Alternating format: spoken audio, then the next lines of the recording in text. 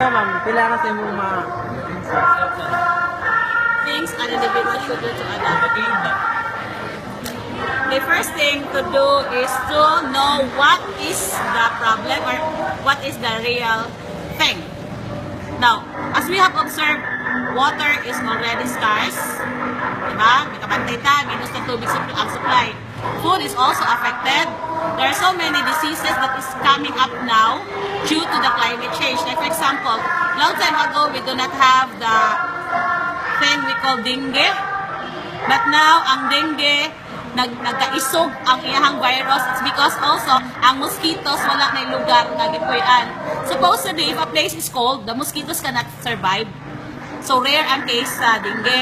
But since it's so warm now, global warming man ta, ang mosquitoes na malhin, they also migrated. And then, ang ato ang mga palibot, murag apektado kayo due to climate change. Like for example, ang bagyo before, we used to have only signals 1 to 3, yung usog na lang 3, but now we experience the Yolanda last 2013, which is out of range na. Supposedly, ang regular na bagyo is 100 to 210, mo na siya super na. But Yolanda, more than 400 kapin siya. Another thing, ang tubig na to, you notice before, we can open the tap any time of the day, but now, ang atong schedule sa tubig, usab-usab na. Night times, wala tayo andak sa gripo, kay pilahan ng girasyon-rasyon. So, meaning, there is really scarcity. Ako bang tanong affected, naghang mga buwak, naghang mga prutas na wala na galit nakapamunga kung sakto kay nakwangan sa tubo. So, affected ang food supply.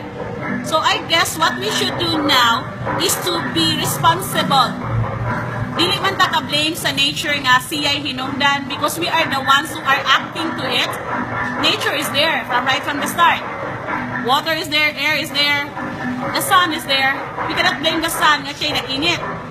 Because nainit ang sun, tungod rapod sa atong mga gipamuhat nga carbon emission. Diba? Daghan na kay sakyanan, daghan abog, daghan of pollution. So meaning, kanang tanang nahitabo ron goes down to the human actions. Nahitabo na tungod rapod tao. So number one, we should be, kita mismo, take responsibility of what we're doing. Dili ta manood sa lain. Kita, di man ta kapamasangil sa animals na ang kabaw, ang baboy. No, we are not, we should not let them take the responsibility, but as human. Human din na siya. And number two, once you realize your faults, ang puno na itong nakasatas nature, take responsibility. Number three, disiplina ha imong kaugalingon. Little lang nimong contribution. Like for example, in your home, naka-save ka gamay to sa gripo nga imong gisirag tarong.